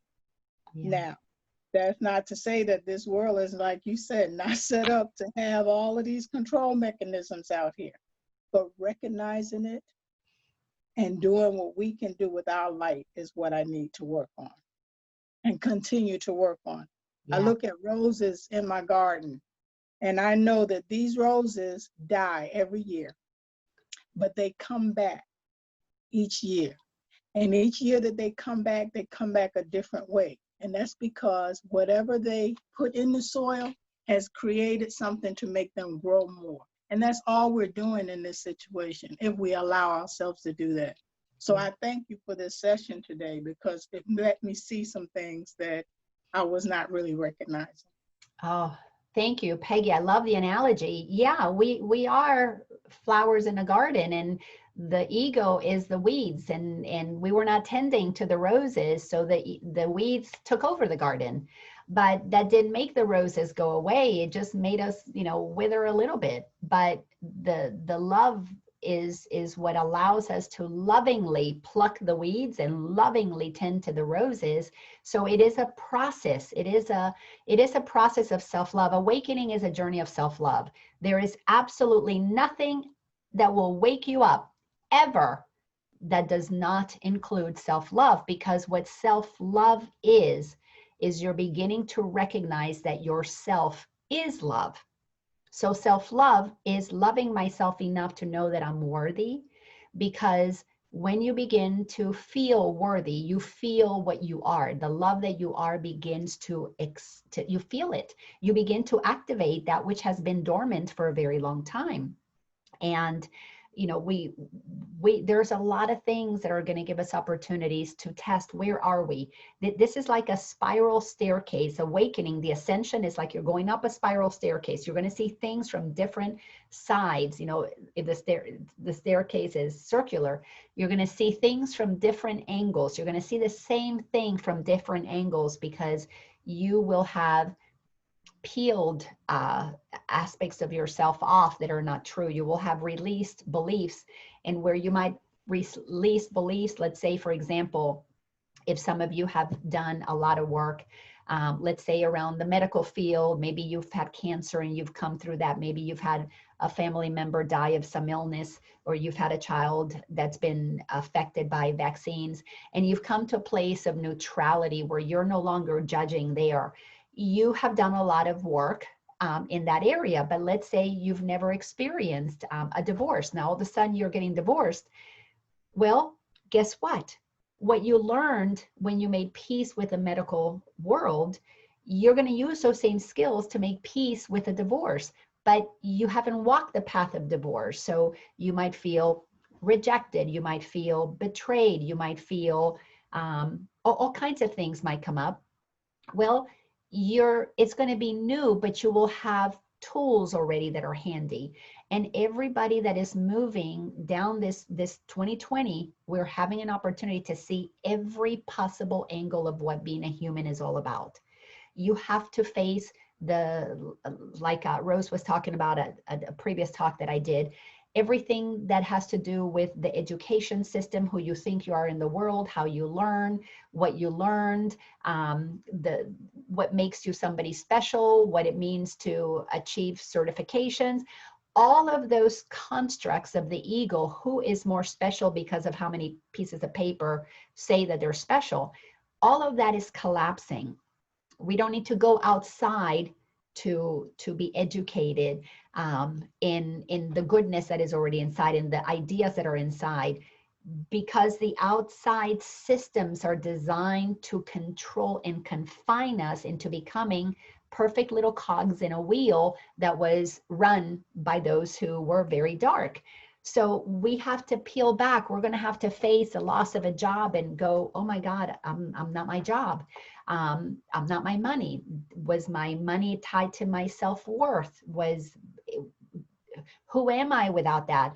We're going to experience shame to ask a neighbor maybe it was okay to ask for a cup of sugar before, but now I got to ask you to give me a meal.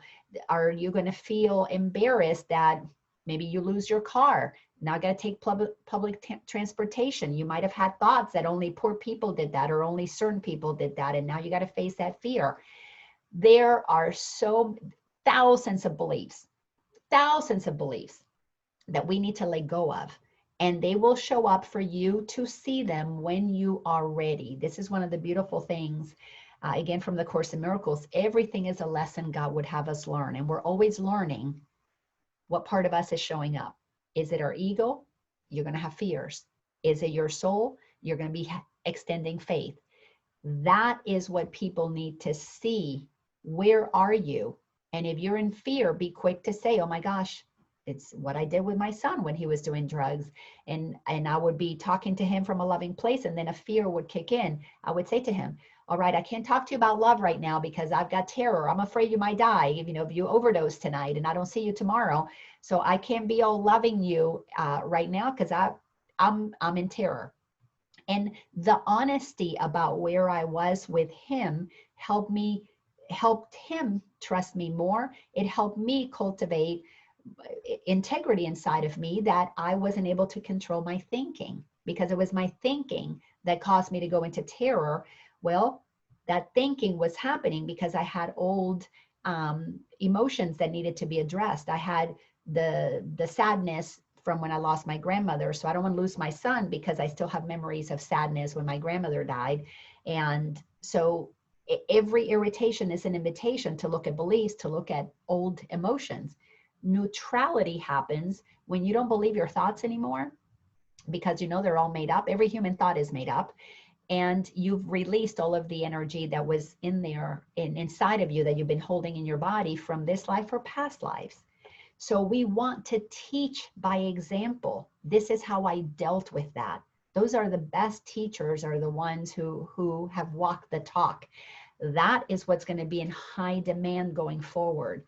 As we were talking about earlier, the separation in families, the separation in communities, the separation in churches, we are going to see a big shift in the separation of those who we thought were teachers of truth. If they're not walking the talk, I'm noticing some beautiful teachers who've written bestsellers who I've read, operating in fear, operating in wanting to put somebody down to as a way to feel superior. That is going to shift. That is not going to go into the fifth dimension. The fifth dimension is a dimension of integrity, transparency, co-creation, and most important, an awareness of unity through equality. You cannot be marching for one group or another. That will not fly in the fifth dimension, because our understanding, our felt equality is going to be what unites us in supporting anybody that needs support, which we get to practice while there's still beliefs in separation in the fourth dimension. So thank you so much for those sweet words. Anybody else, please?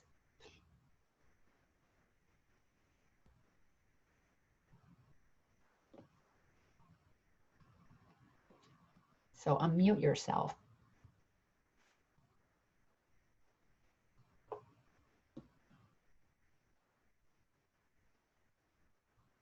Okay, so we may not have any more questions. So I do want to leave you with these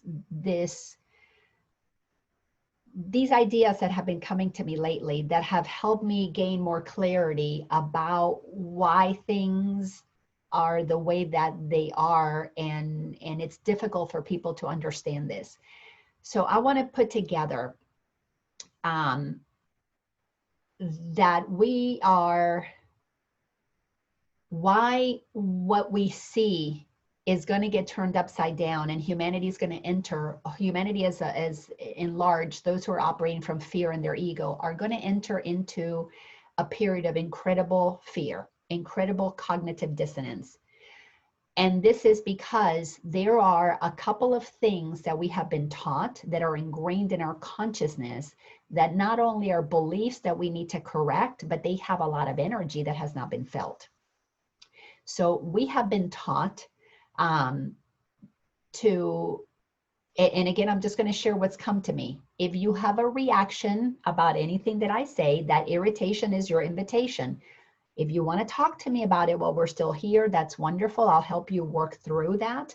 And if not, then process it after this conversation.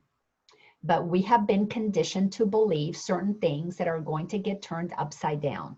We already here know this whole idea that we have people outside of us, authority, that are supposed to keep us safe. That is breaking down big time. But we also are going to be seeing a major breakdown of this idea of that we have been seeing the white man as the bully and the black person as the oppressed, the slave. We are about to see something shift there. What is going to be happening is the white bully, and this again is stuff that has been perpetuated to keep us divided. But one of the things that is going to be exposed is the white man who has been oppressing humanity is actually going to turn to be Donald Trump saving humanity, because there's going to be revelations of the things that he's doing to save humanity. So the more that you think, oh, we got to get rid of the white old men, stay open to that maybe things are not what they seem. Where we have been thinking that the black people have been oppressed, it's going to be revealed that Obama had a lot of power and he actually was oppressing a lot of people. So we're going to see a shift in these two roles of who we thought was who we had to feel sorry for, Obama, and who we thought was so mean, Trump. Those roles are going to get reversed. That is going to create a lot of cognitive dissonance. A lot of people are not going to be able to handle that, especially those who hate Trump and love Obama. Their minds are going to get twisted because the truth is going to be revealed that all of us have been conditioned to judge books by their covers, and the masks that we wear are not who we really are. What we put on is a pretense to be able to do whatever behind the masks is more conducive to the truth of who we are. So that's coming. Another thing that is going to get exposed is when we see what Hillary Clinton has done, especially her participation in what has happened to children around the world, we are going to have major cognitive dissonance with mother figure. Mother figure that hurt children when mother figure was supposed to be the nurturer. That is going to blow people's minds that are not prepared to see that anybody who's a mother could do such an unbelievably unmother-like thing. Humanity has to prepare for that. The other thing, two more things that I want to share, is we have got to recognize that we have been conditioned for a very, very long time to not believe in natural remedies.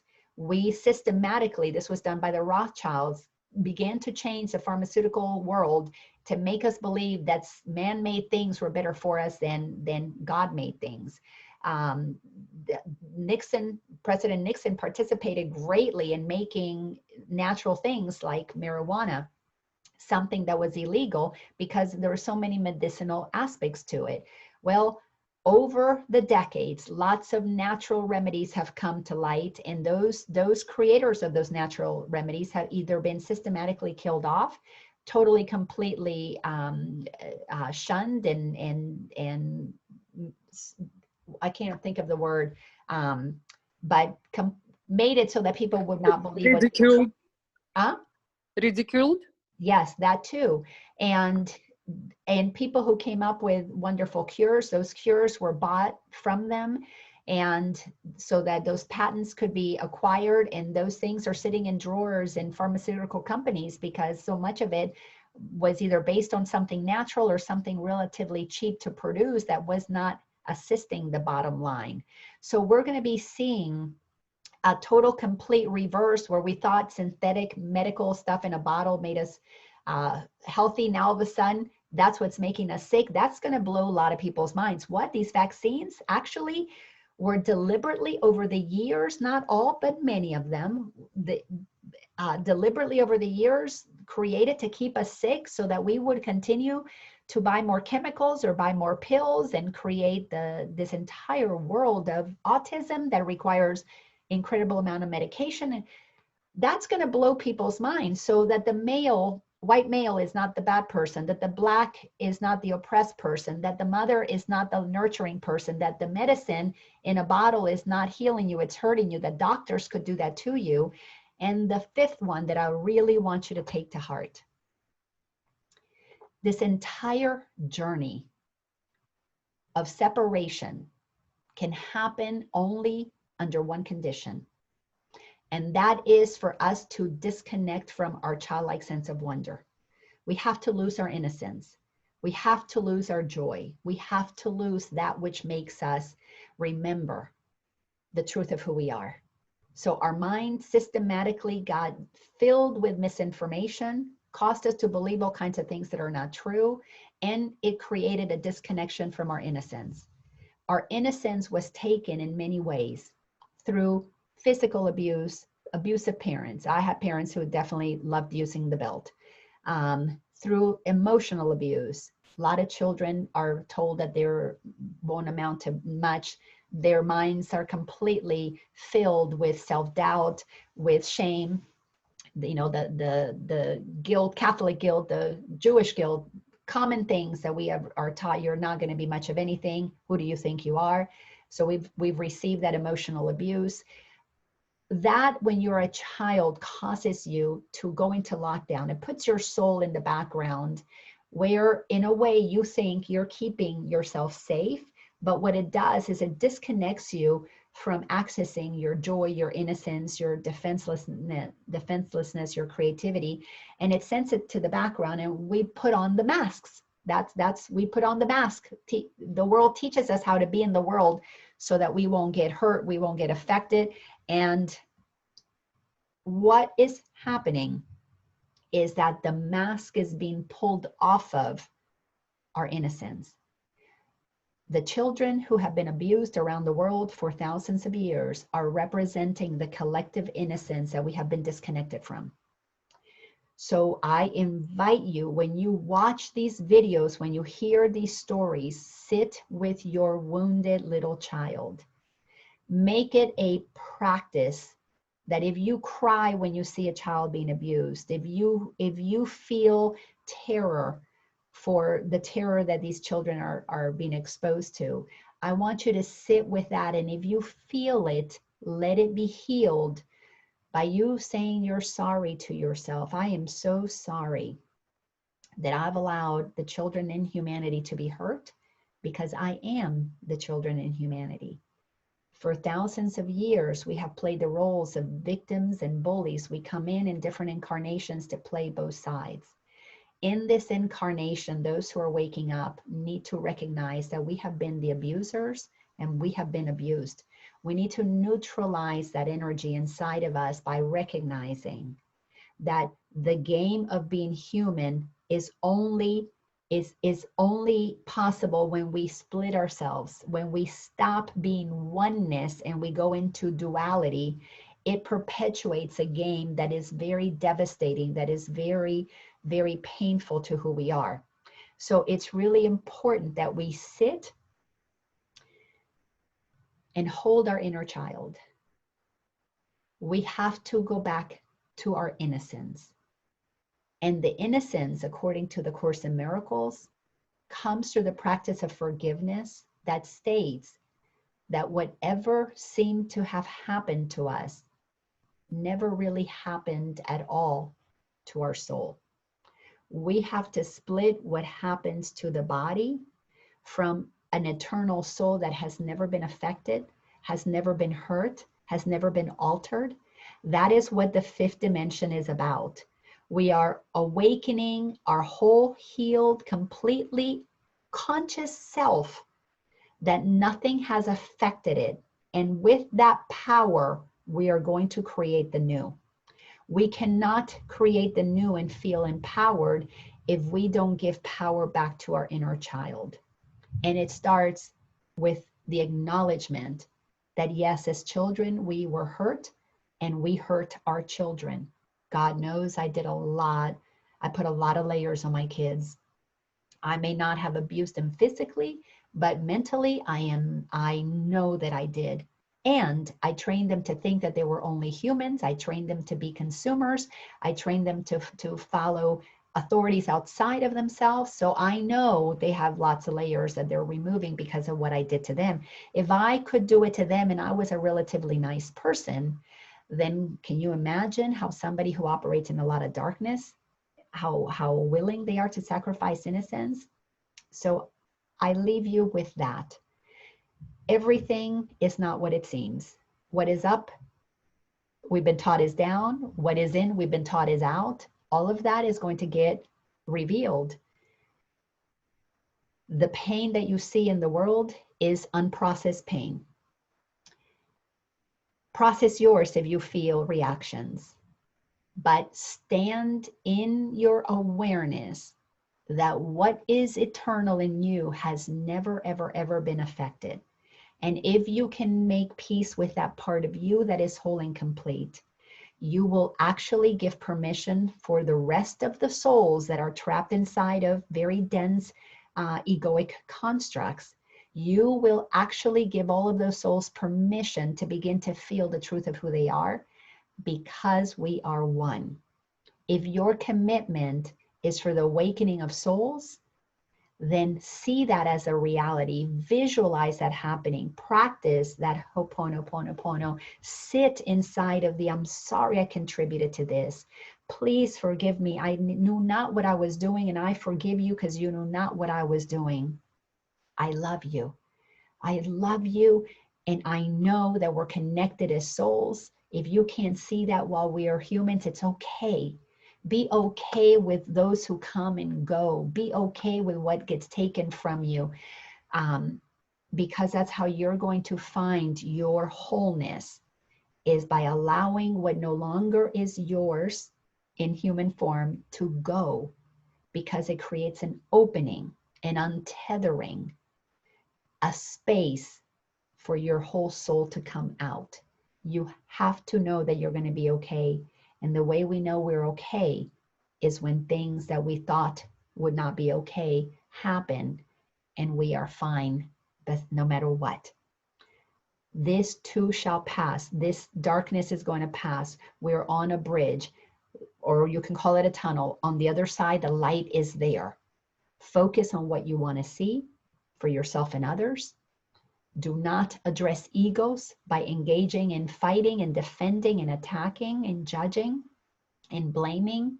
Focus on their soul and know that their soul needs your soul to see it, to acknowledge it, at least in your own heart, in your own mind. That will activate it. You do not know, we do not know, we were not taught how powerful we are. Our imagination created this world, created this game of separation. Our imagination will return us to oneness. Thank you so much for being here today. I would love, I'm going to unmute everybody. I would love to hear from you. What did you think about today? Did you get any nuggets? Please unmute yourself and share any nuggets that you received, any comments that you might have, because it serves every single one of us. Thank you. Thank you, Laina. Can you hear me? Yes, sir. Hello, Brother John. Good to see you on here. Thank you for creating this space, all the wonderful things you've said, all the ways you're serving. So appreciate you. So appreciate your love, your space, your leadership on the cutting edge, all of that great thing. So appreciate you, my sister. Thank you so much. Well, thank you for being here. And I know that you received healing energy for your foot after your surgery. So I totally see it regenerating itself because of all the love that was shared here today. Thank you for being here. My pleasure. My pleasure. Yes. Hey, Laina, I really appreciated today. It was it just constantly reinforces that, desire and ability to stay in that, centered place. And I just really appreciate all you're doing. Thank you for being here. I appreciate all the love that you bring to the planet and your willingness and determination to release what doesn't serve you. I know that's not an easy journey, but you do it with such grace. Thank you. Thank you. I have just loved this conversation. I could listen to it all day. Thank you, thank you, thank you. Well, thank you. You'll be able to. I'll post it shortly. Okay. Replay, rewind, replay. Thank you. And thank you, Dondra, because you too have been on this journey for a very long time. I mean, decades. You probably have been on it maybe the longest of anybody that I personally know. Well, no, I do know, Jenny, you too have been many, many decades in your commitment and your perseverance to be the loving presence that you are is just beautiful. Thank you so much, Dondra. Thank you. Thank you so much, Laina, for inviting me to this wonderful, wonderful, wonderful discussion. I am processing a lot right now, and I'm going through a serious purge of just really, just lots of emotions coming up to surface, and just allowing myself to feel them and allowing myself to release them, and realizing I have power over my life and over that experience, and I realizing the reasons that I chose those experiences. So anyway, a lot of this journey, especially recently, has been very much just me on my own, and it's just like so nice to hear other people just say specific things that my intuition has been telling me and guiding me to do that seems so radical. and so different from the people around me. And so it's just really reassuring and just very nurturing to just like be like, oh, right, okay. My guides have been telling me, or my guidance has been telling me, you know, like find your soul tribe. And so like this conversation was just like, oh, right, this is why it's so important to be surrounded by people who are sort of like on the same wavelength and expand my wavelength, because it really just grounds this information in a really meaningful, like very practical way. You know, because I can't build this new earth by myself, and I'm not. And so it's just really just reassuring, and I really appreciate you inviting me. Oh, well, Megan, it's just been delightful to watch you, you know, especially since I first met you when you came to the first Course in Miracles class with your grandmother years ago. And your commitment to your work and being a millennial who is willing to face things is really refreshing for those of us who've been around a little longer, because your generation is coming in so much closer to the source and purging in your 20s to release what doesn't serve you. Because those of us who are older and are holding the frequency of compassion for the new earth, we're doing that because the millennials are the ones who are going to really tip it over the edge. You guys are going to take it forward to start building that new earth that, frankly, you got to get with it soon, because when I reincarnate, I'm coming into the world that you are going to be creating for me. So in essence, you're in charge of the space that we're going to be living in my next incarnation. So I love it that so many millennials are stepping into your power, into the love that you are. And by the way, the Ascension hours, I know you came to that. That is a place to plug in, and I'll start those back up on Tuesday, the 11th of August. And, you know, it's just a wonderful time to plug in and just to connect, to totally visualize and be in the essence of what the fifth dimension is all. It's inside of us. We have to activate it. But the mind cannot be creative when the mind is in fear and survival. So that's why we have to move down the bridge out of fear and survival. And the only way to get through that is by purging what you thought kept you safe, what you thought made you whole and complete, and seeing that you're that even when those things go away. So thanks for being here, Megan. Thank you so much, Laina. Yes. Anybody else? What a sweet, loving space. John, I should have asked you to give us some music. I don't know if you have even anything recorded there that you could turn on, even if it's on your phone, so we could maybe have a closing circle if you're up to that. I like that idea. I wonder if I can pull it off. Yeah, so why don't you see if you can find something, like I said, even if you just play it. Of course, I could find one, a YouTube as well. Anybody else? It might be better off playing it, sorry. Huh? I said it might be better for you to play it, to be honest, because I don't know if I can do it on my phone, or I don't know how. Okay, well, I will. Who else wants to share? And while you share, I will find a YouTube of our friend John. Laina? Yes. Kathy Lumberg. Hello, Kathy. Thank you so much for being here. Contraire, thank you so much. Thank us so much. We had to do this together, but just one quick thank you, extra special thank you coming from me because of what you said when you mentioned the name Donald Trump. It was like a beautiful, beautiful thunderbolt clearing. And guess what?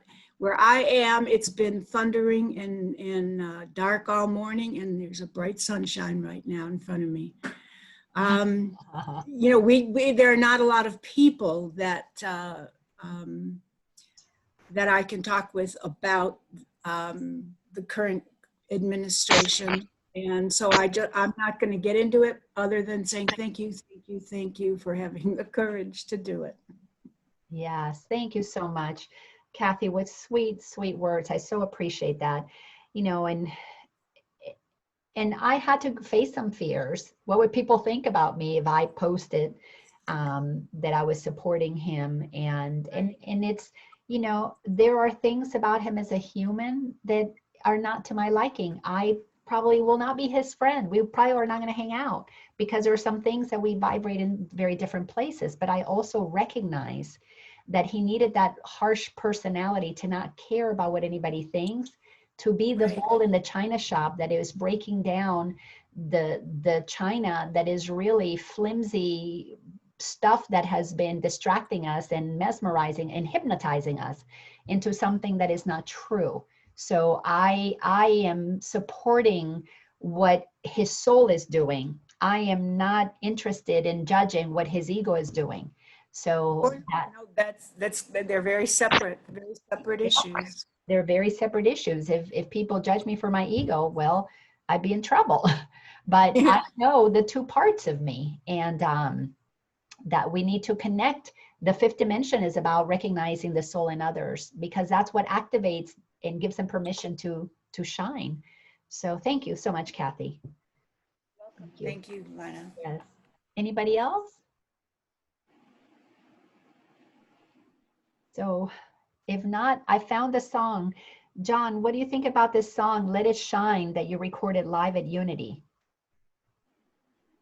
Speaking of shining our lights. He's on mute, I believe. Oh yeah, he's on mute. That's all right. That's the one that feels yummy. So I'm sorry. Yes, go for it. Okay, here we go. So I'm going to play this song. So take in whatever you want to receive from it. And then when it completes, we will just, no words necessary. We will just say goodbye. Know that I am so grateful that you were here and are sharing this day with me, all of these hours with me. And I will post this in our group. And yeah, maybe I'll be bold and I'll share it with some other peeps. I feel free to share it with others. It will not be private in the YouTube, so that you can share it if you want to. All right, everybody. Love you all bunches. And here we go. Thank you, John Stringer, for entertaining us.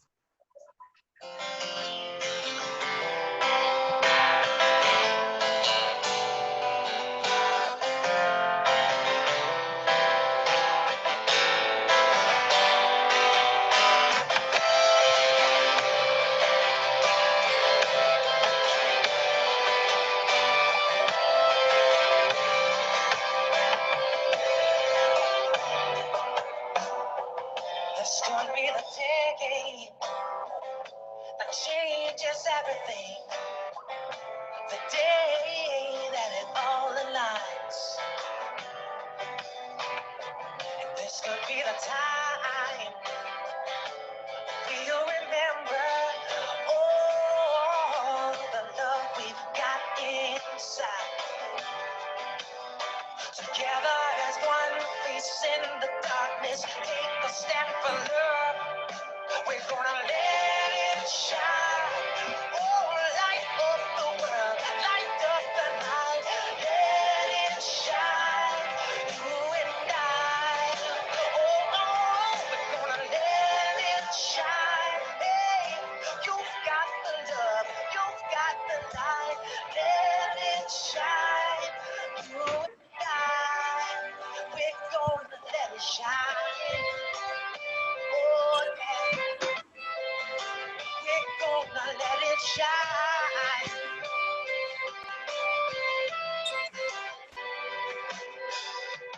This could be the moment that joy comes shining through, and love, yes, it overcomes the night.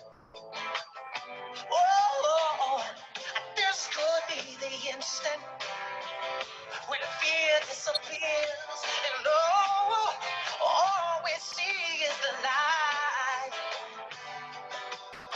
Together as one, sisters and brothers, take a stand for love. We're gonna let it shine. Hey, light up the world, light up the night. Let it shine, you and I. Oh, we're gonna let it shine. Oh, you've got the love, you've got the light. Let it shine, you and I. We're gonna gonna let it shine, let it shine, let it shine, let it shine, let it shine, let it shine. We're gonna let it shine. Oh, let the world know that there's more of you. When we open up our hearts and set them free, 'cause we're letting go of the dark stories we believe, and we realize there's more than you and me. Yeah, we're gonna let it shine. Hey, light up the world, light up the night. Let it shine. You and I. Oh, we're gonna let it shine. Oh, you got the love, you got the light. Let it shine. You and I. Oh, we're gonna let it shine. Hey, light up the world, light up the night. Let it shine. You and I. We're gonna let it shine. Let it shine. Let it shine. Let it shine. Let it shine. We're gonna let it shine. Oh, oh, oh, no. Let it shine. Let it shine. Let it shine. Let it shine. Let it shine. We're gonna let it shine. Oh, oh, oh.